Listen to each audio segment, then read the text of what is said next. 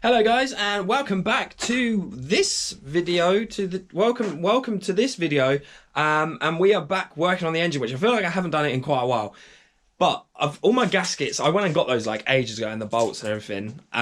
But now I've finally, because we've been doing the cage, I've been sort of focusing on that. But now it's like the evening and stuff, finished work. I'm going to have a go at putting the head. I say have a go. I'm going to put the head back onto the block. So I've just been cleaning them up a little bit and stuff. And then obviously these are the kits over here. Obviously this is a really nice clean environment for working on an engine in. I've had a little bit of a tidy up because it was a bit of a mess. Because when I do the stuff like on the cage outside, I end up just coming in here and just throwing everything back in.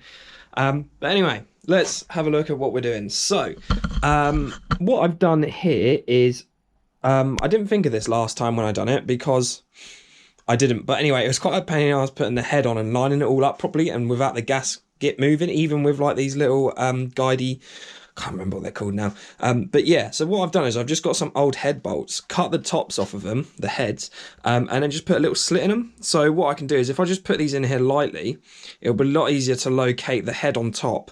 And then all I need to do, like where they're really loose, I just get a flathead screwdriver and just unscrew them out like that. So yeah, I mean, that's pretty much it. One of the hardest bits actually is just getting the timing chain through while you're lifting it, because the head isn't exactly light. So it's usually a bit of a two-person job. I had my dad help me with the last one, but I'm on my own this time and gonna have a go at it that way. So yeah, let's do it, I guess. So hopefully now that I've changed my lighting setup, I've got quite good lighting in here compared to previous videos what I filmed in here. But that, you don't care. Well, maybe you do. But let's have a look. So what I've got is an L-ring. This is the head gasket kit. When I say head gasket kit, it doesn't mean that it just comes with a head gasket. It comes with literally every gasket for the head part. So obviously the last one I got, I think we did the block one. That was called a block kit. This is the head kit. So it's even got stuff like these bits which go on top of the head and sandwich in between that and the valve cover.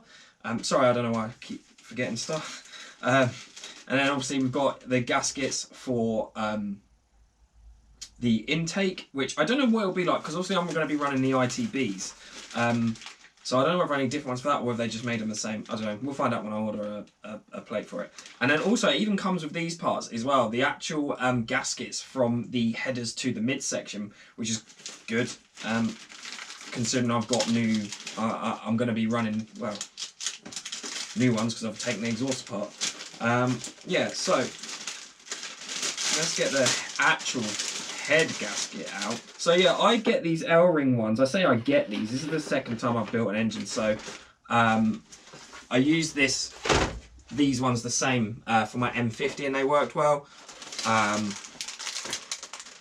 So I'm getting them again.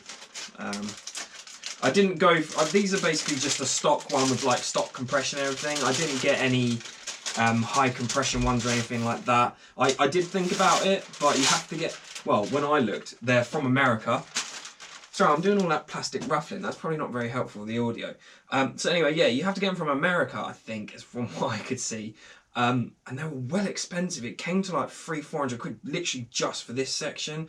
And all it does is just, it's thinner, and it gives higher compression, which I think is better for obviously like horsepower and stuff like that. But the thing, when I spoke to other people and sort of done a bit of research about them, is this is a drift car and they can get hot quickly, because if you're going around a track, especially on a hot day, hitting the limit. I mean, mine haven't so far because I replaced the whole cooling system on them, which I think you should always do when buying a used BMW. But I don't want to have to be sitting there and worrying about whether my head gasket's going to blow or whatever or anything. So I think just a thicker one, like a stock one's best for like grassroots drifting. Obviously I don't compete or anything. I'm not that good. So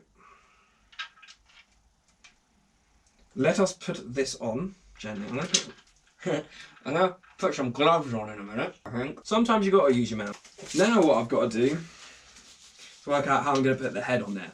And the best way is I'm just going to go for it. We'll see how we go, I guess.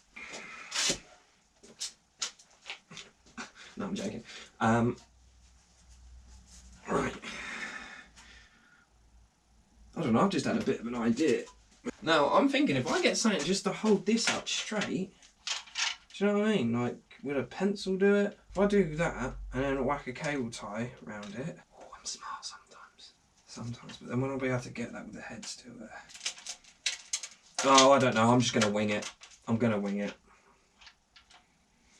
We're going to lift it and do it. Look at this.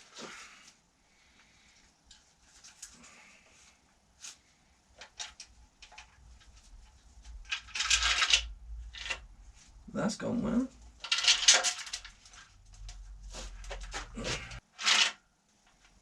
Come on. Here we go, that's a bit better. Now,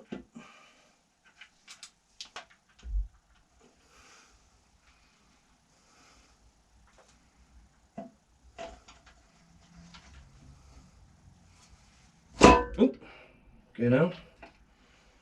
Probably shouldn't have let that come down like that. But we're on, aren't we? Right, oh god, hopefully you can see that well. But yeah, basically what I'm doing now is just putting the head bolts in. Got to remember to put these washers in, which I took out. Now I'm not using like ARP head studs or anything like that. I've just gone for some L-ring standard ones, because once again, this thing isn't being turboed or anything. You know, I'm still pretty much going to be running stock power apart from like a remap and the throttle bodies. And maybe a few little other things. So yeah, I'm just going to put stock ones in. They did fine on my M50, so they're going to do fine on this, I guess, I hope. So what I'm going to do now, literally just putting a little bit of Loctite on there. I like to put a bit on one, and then get another one, and just run around like that bit. How am I doing this? There we go, we've got one in there. Yeah, and I'm just putting these in at the moment. I'm not doing them up tight. I am using the ratchet just to do some of them up, because it's a little bit quicker than doing it all by hand, a little bit easier. And I'm literally just going to do these up to just so they're touching, not really putting any pressure on, because then what I've got to do is tighten them up with a torque wrench. But also do them in a certain pattern. I'm roughly following the same pattern, basically just working from the inside out just by doing these up, just to be safe. I should probably get rid of that. Right, cool. So now that they're in, we are going to torque them up. So L-ring actually supply you with a little diagram and some sort of specifics for it, which is quite helpful. So there's this little diagram here, obviously you can see, basically just numbered in which way you should tighten the bolts up. So one starts, as you can see there in the middle. It doesn't matter which side you start on, just as long as you remember when you're doing it. And then you just sort of work your way out sort of diagonally. And then also it gives you the torque settings. And then also, not only do you do up to sort of 32 Newton meters, you then have to do, I think, 2 90-degree turns. It says 90 there. I mean, it's in German. I'm just going to check that quickly, whether it is double ones on the internet or it should say actually in my Haynes manual. Let me check that. Because I get the feeling you do it 90 over all of them and then you do another 90-degree angle. Yeah, so it does say, it says in this, it says to do up to 30 Newton meters as stage 1, then a 90 degrees as stage 2, and then as stage 3 another 90 degrees. Now it says 30 in here and then 30 to 32. I'm going to do mine up to 32 purely because I'm running an extension on it, and that can affect the torque settings, I believe. Either way, at 32 we'll be safe. And then we're going to do another 90 degrees on that. Obviously, I don't actually have a 90 degree angle. You can buy ones that go beep, beep, beep, beep, like electronic ones, or you can buy like a little dial thing. But 90 degrees is literally just that. So that's all I'm going to do. And I'm just going to put that down here to try and remember the pattern. So let's start off at 1, 2, 3, 4. So 1, 2, 3, 4. That be in the middle there. Be good if I'd set this up.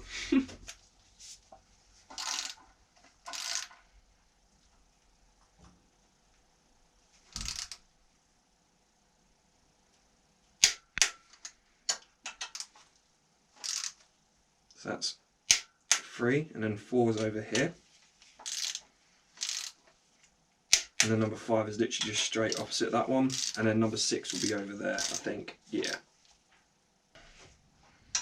So it is quite simple, to be fair. Once you just like, if you literally just have the diagram laid out there and just look at it every time you do it.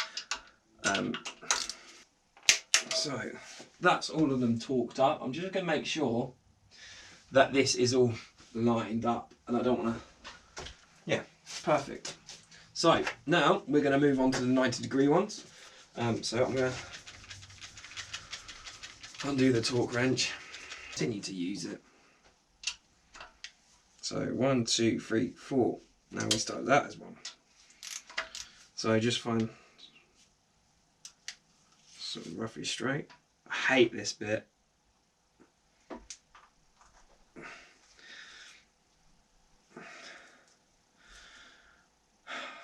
This bit scares me. I'm going to use a different thing for this though.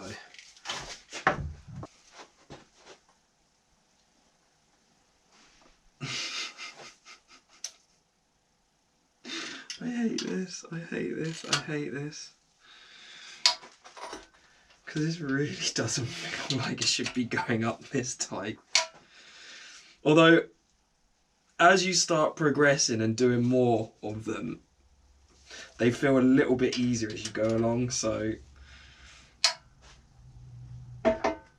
maybe I'm just getting stronger. Who knows? 14.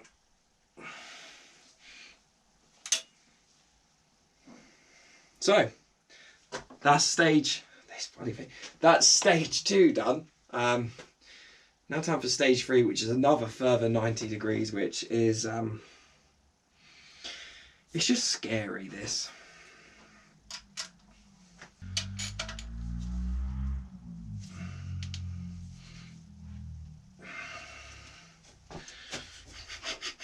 Just swinging off of it.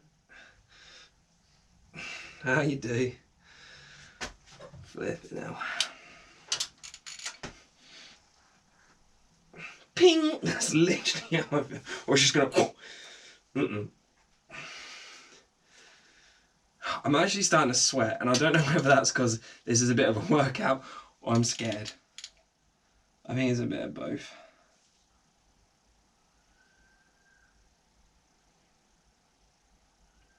I've forgotten where I was.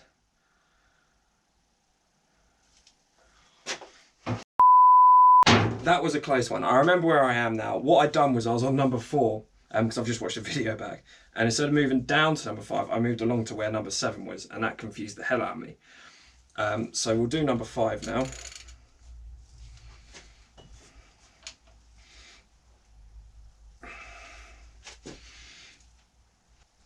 And what I'm going to do now, actually, as this is the final stage, so I don't end up doing that again, I'm just going to cross these numbers off as I do them, because that was a bit scary.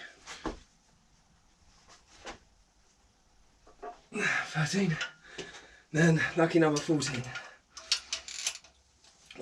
Getting up now.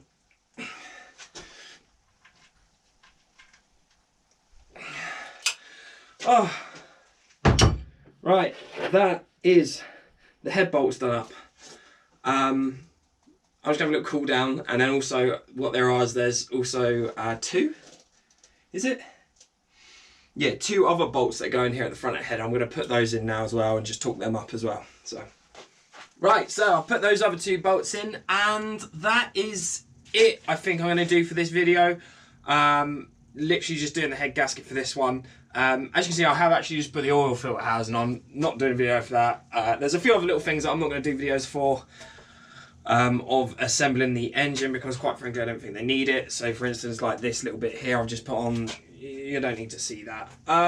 What I need to do next though is look at my lifters, because they might have had a bit of tick before. I don't know why, because I bought this engine not hearing it or seeing it run or anything, so they might need a little bit of a clean up. I'm going to give them a clean up anyway, just to hopefully stop that lifter tick. But yeah, and then I'll be able to put the cams and stuff in, and then hopefully it won't be too long till it's back in the engine. Back in the engine, back in the car. And then I need to get my ECU with the EWS deleted off of it, and then something about with the throttle bodies as well. So yeah, thanks for watching guys, and I'll see you on the next one.